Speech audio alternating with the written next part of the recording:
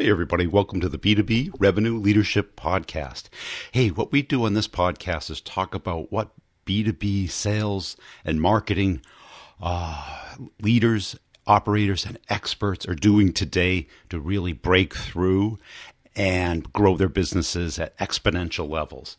Let's get it in the interview. At the end, I'll give you an update on my courses, and you can check out my website at b2brevenue.com, and it's Brian G. Burns on LinkedIn. And finally, around 2013 or so, we started to land our first big clients. It's in my marketing agency. And from there, we took off and we ended up on the Inc. 5000 list of fastest growing companies in America for 2 years in a row. And from there, I branched out. And along the way, Brian, I was encountering a curious thing that I couldn't figure out, which was that some of the organizations we worked with, and we worked with everyone from local car dealers to Warren Buffett himself, some of these organizations would take our strategies and just like crush it. But others blew up on the launch pad. I mean, they could not get out of their own way to save themselves. It was just infighting and politics. And I couldn't figure out, like, how did these executives get to a position, they're obviously smart people, that they can't move their organizations forward. And as I looked further into it, what I ended up figuring out was at the root of all this is a fundamental lack of honesty in business. And so what I set out to figure out was, leaders and organizations that use honesty, strategically, not as a touchy-feely core value, but, ingrained in their organizations, how did they do? And what I found was that they achieved explosive results. And that's why I ended up writing a book about it. Cool. And how'd you get involved in marketing to begin with? We didn't. We started as we started in video production. We were making like $800 videos for local car dealers. It was exactly as glamorous as it sounds. Yeah. And so, over time, we got hired by other marketing agencies, and we said to ourselves, like, these agencies, they're not very good. They don't take care of their customers very well. They don't seem to care how they even do. Their strategies aren't very smart. We could do this, right? Classic entrepreneur. Oh, I could do this. Now, the problem with saying that is you actually have to go out and do it. Yeah. So we basically rebranded ourselves and said, well, we're no longer video production. Now we're a marketing agency. And we got into a couple pitches and lost a couple pitches and got into a couple more. And then finally one took hold. And what niche did it become? Was it based around video and you kind of spiraled out, adding other types of content? Exactly. Yeah. Started in video, then added social, then added PR. We just sort of bolted on different departments and hired experts in each until we were essentially full service. What's funny is now we've sort of come back down the other side and we've started to specialize and hone in because unfortunately in this world, no one likes a generalist, even though a book just came out saying that, the world does need more generalists. But the problem is, back to honesty, that's not what clients want to hear. They think they have specific problem A and they think they need specific solution A. And it's not until you get inside that you can begin to illuminate what the actual problems are, which is, a fascinating look into human psychology in and of itself. And when you say honesty, what do you mean? Great question. So let's talk about first what it doesn't mean. It doesn't always mean being exactly forthright with the person sitting across from you. And so, do you have kids, Brian? I do not, no.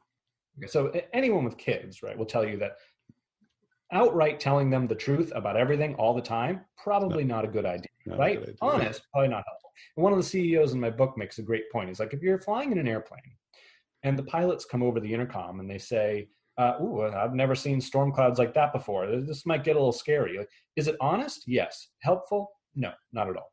So, being honest, I stratify into 3 different layers. And these are the layers that I've found that leaders and organizations out there that just dominate their industries achieve wildly successful profitability. These are the 3 levels that they've achieved. The first is honest about the community. In other words, what's going on in the world? How is our society changing? How are our norms and beliefs shifting? You can imagine, right as we're filming this is in the middle of the coronavirus pandemic. That's a big thing happening in society. So we need to be honest about how our culture is reacting to this movement and what kinds of new beliefs and norms are forming. The second level is being honest with and about the others around you. Now, honest with people around you, that's pretty straightforward, right? That is literally being candid with folks and telling them what's true. but we also need to be honest about them, about what their biases are, about how large their ego may be, about what beliefs they already have in their head. And so there are a variety of techniques that I use in my book to be able to get honest about people around you. So you're not just assaulting them with your beliefs and therefore coming to a stalemate, which, as I say that, hopefully you're reminded of, like, oh yeah, isn't our country in kind of that divisive mode? And it's because they are. And the final level, Brian, is being honest with and about yourself. And that is the most difficult level by far. It takes a tremendous amount of self-awareness to know what your own biases and self-limiting beliefs are. There was a tremendous amount of work done with the CEOs in my book on their own biases and belief systems, because without that, they actually end up being the roadblock to their organizations, and they didn't even mean to be. And what I found is that leaders and organizations that get through all three levels end up just dominating their industries. I want to be clear. The book I wrote is not an ethics book. I don't even consider myself to be a particularly honest person. This is a book about making crap tons of money. I was as surprised as anyone else to figure out that the secret that unlocks that kind of profitability is, of all things, something we learned when we were in preschool. Well, I'd be curious to hear like a case study or an example of a company that applied this. I've got plenty. Let's, gosh, I've been used so many this week. I hate to tell the same ones over and over again, but one of my favorites is Dominos Pizza. And not because I'm partial to pizza, but I am. That's one of my biases. Love pizza.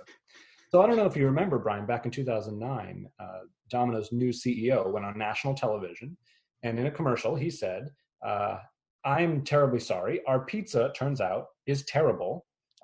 We apologize, and we are going to fix this, or we're going to make it better. And from that point forward, their stock price over the next 10 years appreciated over 3,000%. 3,000% would have made a million if you'd invested back in 2009. So what did they do? In essence, they not only got honest with the American public about what they found, but they also got honest with themselves about what even needed to change. And back to leadership biases, the CMO very cleverly went to each of the executives and actually conducted interviews and polled them about what they thought of their own pizza, and then showed them the results of their interviews with customers. And we're like, so here's where the data diverges. Now you have a choice. Are you going to ignore this and insist that, no, it's fine, we have so-and-so market share, people will get over it?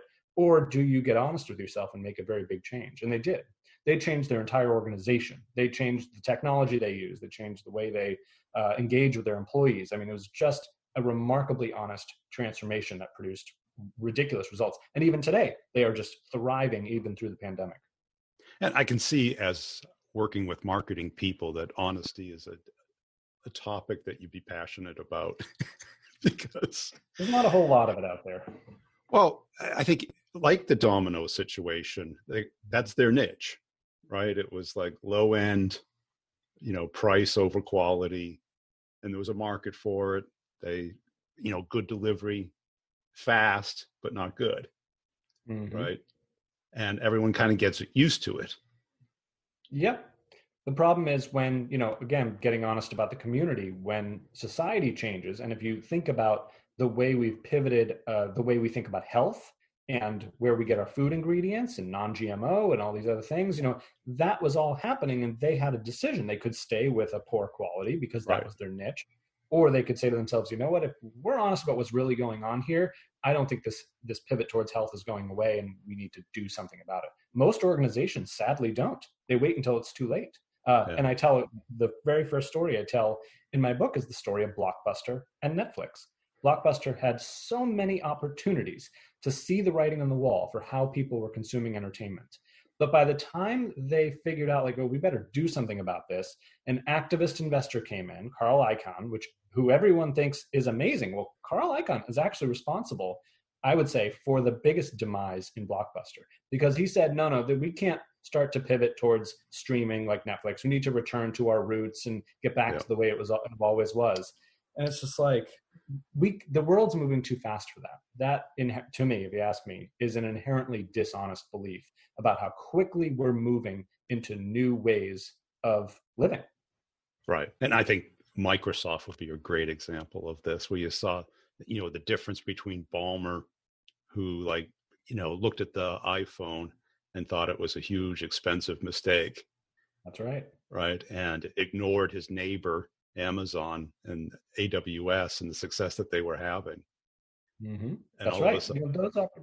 Sorry, go ahead. yeah, and that he just didn't want to admit it because he was a numbers guy. And I'm sure you run into this. It was like numbers, sales guys care about numbers, engineers want to play with the product, marketing wants to build their portfolio for their next job, right? Exactly back to my point earlier about specialization. The Yeah. problem with everyone's obsessed with specialization. And the problem is you lose diversity. You lose diversity of thought. So we have this weird, and I write about this in my book, this weird thing that we've encountered over and over again that just kills me, which is that everyone wants a specialist marketing agency, but at the same time they want diversity in their teams, diversity in their boardrooms. Well, which one is it? Yeah. If time and again it's been proven that a fresh look at an idea contributes greatly to the outcome, then why isn't this a standard practice across every business to always bring in fresh ideas so people can ask really dumb questions? In fact, I write about Quicken Loans, Brian, and how they came up with Rocket Mortgage. And Rocket Mortgage has just dominated the mortgage industry. And in their culture, they have great codes about like moving quickly, about saying yes before no, about the fact that it's not about who is right, it's about what is right. And so you can imagine in a culture like that, they're very honest about, we don't know, but why don't we go and try that thing and see? And, back to stupid questions from diversity, they have a variety of interns, like think of like 1,000 of them that come in every year. And they ask really dumb questions like, hey, how come I can't get a mortgage through my phone? And they were like, I don't know. That's a really good question. Let's figure out how to do that. So, back to your comments about, Steve Ballmer and AWS and all, like, it's not like innovation happens in an instant and then we need to jump on it. He lived next door for years. At any time, he could have said, hey, well, why don't we have a better conversation about this? I want to see if my beliefs are somehow making me miss something really big. Blockbuster had years and years to make a pivot. So the truth Right. is out there, whether people want to look at it or not. Yeah. And it comes to Christensen's book, The Innovator's Dilemma, a little bit, but I think it's more like the sacred cows. Nobody wants to Yes. face the sacred cows. Yep. Right? That's a great The analogy. ingredients in the pizza, the mainframes or the desktop software that they're selling. That's where they're getting all their money. But wait a second, the world is not static. That's right. And the thing about Netflix, it would seem in hindsight that it's clear, but not to dabble in it or not to buy them, which I think they had the chance to buy them. They did. Well, not only that, they had launched Total Access, which was essentially a Netflix competitor. And I think they got up to like 2 million subscribers until Carl Icahn came along and shut it down. How sad is that? Yeah, and I've been at big companies, and the sacred cows are essentially obvious. Mm-hmm. The company's impossible to deal with. So we have to set up a third-party channel because we're so difficult. That's right. Yeah, it's a shame. It gets in the way of, and I think we're seeing with this pandemic, the inability to move quickly because of so much bureaucracy. And like, the question is like, how far can that kind of system survive? We know now over and over again, we have examples of smaller, nimbler companies coming out. Like, this is a thing, we know it. But we also, in my book, there are plenty of examples of very large companies who operate with small company principles. It's not like it's not possible. What I make a point of in the book is that, honesty is an act of attrition. It's about removing self-limiting beliefs, removing roadblocks, who are people who have been elevated to a position that they actually get to squash everything below them. Yeah. And it's just so sad. And I don't think enough organizations actively look out for those kinds of folks who are acting as roadblocks. And isn't it also kind of a function of groupthink? Totally. Everyone's kind of protecting their little fiefdom and their role and where they want to go. And the companies that can move fast as authoritarian owner of the business that makes things happen. Not always. I mean, in some cases, for sure. But in Quicken's case, I mean, there's a great example, and they have this practice of if an employee brings something to a manager, the manager will typically, if it fits within their what they call their superpower, what they're able to do, and their core values, the manager will typically say, great idea, but ideas are worthless. Go do something about it and then bring me back the results and let's see. You can imagine that conversation happening across thousands of people yields incredibly innovative results. Now, contrast in the way of a lot of communication. So much gets lost. Do you think about the typical corporate boardroom and how much brain power and experience and education is there? You have to wonder, like, with that much firepower, why can't an organization innovate and dominate? And so the question has to be because something's blocking that firepower from coming through. Listen, we all have a mouth and ears. Like, we can all open up dialogue and speak freely, but only if we're allowed to. And how many television shows and movies have we seen with this military line? Permission to speak freely? That's what we really need. Right. We need With permission. all due respect. Yeah, with all due respect, we need permission to speak freely.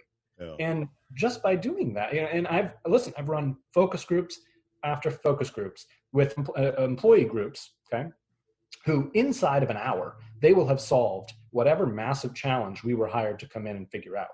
And then when I bring those results to the leadership, they're like, yes, we could, here's the reasons why it won't work. And it's just like, isn't this why you hired us to begin with?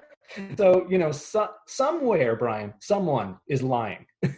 And, it's just a shame. Right. And bureaucracies, because, I experienced it. I had a small little company, about 100 people, get bought by a huge, like, Fortune 10 company. And certain things ran like clockwork, but most things, it was like the government. Yep. The homepage had over 150 links and you couldn't figure out where to go to get anything done. We see it all the time. Yeah. All the time. And I think maybe a chief honesty officer, somebody that can really just walk around with a lie detector and point out the bullshit. Exactly right. I mean, we laugh about it, but can you imagine the results a position like that would get? Yeah. That's it. And how do you do it with your clients? I'm sure if there's any department where honesty is needed, it's marketing. My answer is we do it to the best of our ability. We do it and the reason I say it that way is because what is effective, right? If we come in and we're working with, and this happens all the time, we're working with like a VP of marketing or a director of marketing. Usually they know exactly what to do. The problem is they're dealing with a C-suite executive who's their boss, COO, CEO, who has their own list of priorities and won't. And there's this odd relationship that happens where like we're able to give backup to the position we're working with, but there's a risk, right? If you go 2 levels or 1 level above and you sit everyone down, does the person in the middle get fired? Do they get looked at like you wasted my time? So there's this defensive posturing prevents a lot of things. So what do we end up doing? Well, like a cruise ship, we end up turning the thrusters on in the back a little bit at a time and seeing how we kind of pivot things without getting anyone fired, right? But on the other side, we've worked in organizations where the leader was like, hey, listen, I'm going to hire you to do this. If you don't achieve the result, I'm going to fire you. But also, I'm not going to get in your way. Like, this is your job. Go and do it. Brutally honest way to go about business. And for those organizations, we just explode their sales. I mean, we've gotten 500-600% returns for customers who are just willing to get out of their own way. Yeah. And do you turn down business when you're getting the sense of? Listen, there's plenty of crazy business owners out there. So we've encountered our fair share of insanity and waste. We worked with a college once and the president was obsessed with billboards. Now, were billboards effective for what they were trying to market? No. Was her target audience looking at billboards? No. Was her target audience looking at the billboards they wanted? No. But the billboards they wanted were on the expressway between the president's home and the college. Yeah. You tell me, Wow. and so what do we do? $100,000 worth of billboards later, we could tell her we're not placing them, but that's not good for anyone. So what do? We do what she wants. And then at the same time, we're doing what we know works because it's in her best interest. But it's tough. Self-awareness is that unique quality that everyone wants, most insist they have, and few really possess. Right. And what I've seen mostly in marketing people, they're looking for their portfolio, not for the company's best interest. Sadly, yes, that's right. True. If you get them their visibility or examples of their work Hmm. that you can give them, as opposed to that driving business to the That's right. company. That's You know, right. That's right. Well, in Mark, the reason I never set out to write a book about honesty. I mean, I want to be clear about that. I mean, I set out to write a marketing book. It was only through my experience and through the case studies I started to research that I realized that marketing just ends up being an extension of the organization itself when marketing is done right. And so the most honest and authentic marketing isn't just that, they're representations of the most honest and authentic organizations. And there are many times, Brian, we've come into an organization and they were like, we want to say that we're the best at this and the best at that. And we've had to tell them, like, you're not. That's not that's not reality. I mean, if you want us to say it, I mean, we can have a conversation about that, but it's simply not true. And so the question is, what are you, leader and organization, going to do about that? That's where they get into, how honest are they willing to be? and what companies' marketing do you admire? I mean, anyone right now in the pandemic who is actively, so I think of a couple insurance companies, right? And I don't want to give credit where it's undue. I think it was Allstate who did it first. Hopefully I got that right. Who launched a commercial campaign saying, we know you're not all driving now because you're all at home, so we're actually going to credit you money back. That's amazing, right? Like, talk about honest about what's going on in the world, honest with and about the others, their customers, their employees, what they're going through, and honest with themselves. Like, yeah, we could pocket this $600 million, but isn't it a really great investment if we just give it back to folks? It's the right thing to do. What a remarkable way to go out and market. And that is great, honest self-awareness. Yeah. Whereas, I was watching, and it was like March, and car companies thought they were really smart because they were like, hey, when you come buy a car, you don't have to pay us for several months, and we're going to do 0% financing. And it's like, well, wait a second, does anybody really need to go out and buy a car in the middle of a pandemic? I mean, really? So, in some ways it is. You're not They driving. thought it through, but only in their own best interest. You know what I mean? Yeah. And where do you see marketing going? So here's the thing, right?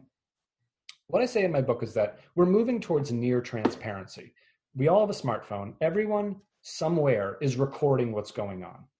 We're going to reach a time, Brian, where it's not going to pay to be anything but honest and transparent. No. Because what, like, the word of last year was whistleblower, right? It was like whistleblower this, whistleblower that. We're only going to have more of that because we're going to have the photos and the videos and the evidence. Turn on Netflix. I mean, their Dirty Money series, or they're right now they have a series about how the media influences courtroom decisions. I mean, all of these issues are coming to light. I don't think that fraud is going to be a profitable business model going forward. So in that arena, the question is, what do you do? And I think very quickly, as consumers start voting with their wallets, or in the political arena, actually voting for candidates, I think we are going to see a shift. Because if you don't believe that, then you have to believe that we're all going to decide that screwing each other and being dishonest with each other is like the best way to move forward as a society. And that just can't be. We've seen what that looks like. It looks like the times we're living in. And I would argue that's just not sustainable in any way, shape, or form. Yeah, I think you're right on, because, everybody now has their own TV show, their own radio show, their own newspaper. That's right. And anytime somebody even feels slightly cheated or misled, they let everybody know about it, and it turns into Facebook a nightmare. Palooza. Yeah, it's true. And I think we're also going to reach a point where, I mean, listen, Siri's listening to me right now. Okay. Let's be honest about that. Alexa and Siri, and they're listening. So I think we're going to reach a point where we're watching say a presidential debate or a CEO on MSNBC, and we can say, hey Siri, is this CEO full of shit?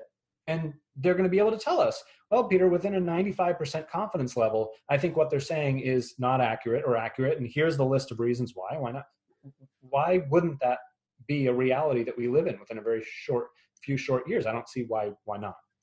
Cool. And where do you want to take your agency? Where do I want to take it? Yeah. Brian, I want to do much more work in the boardroom. This whole thing for me was a self-discovery about what really makes business happen.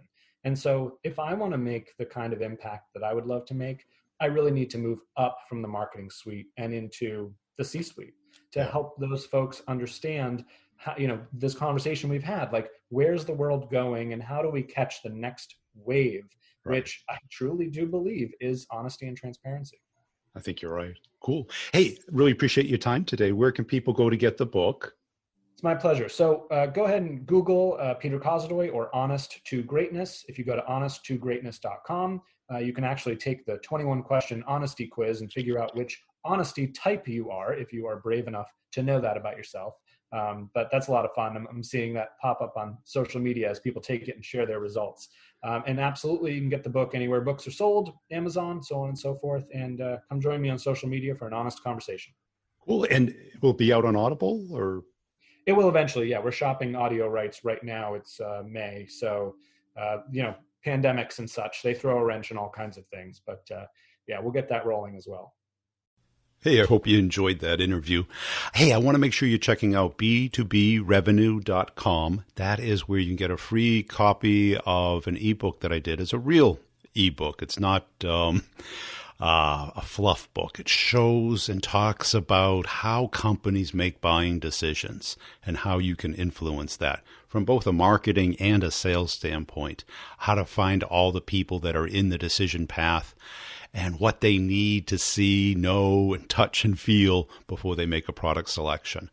If your team needs some coaching, some help, some training, some systems, some processes that do work today, because we know what doesn't work, or you know what doesn't work, I'll show you what does work and how to connect and get into pretty much any account.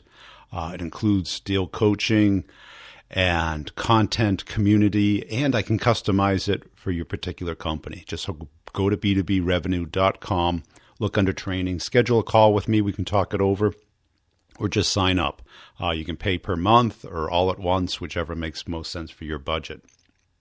Also, I put out videos pretty much daily on LinkedIn and on YouTube. On LinkedIn, it's Brian G. Burns, and on YouTube, it's Brian Burns Sales. Just search for that if you like to consume some video content.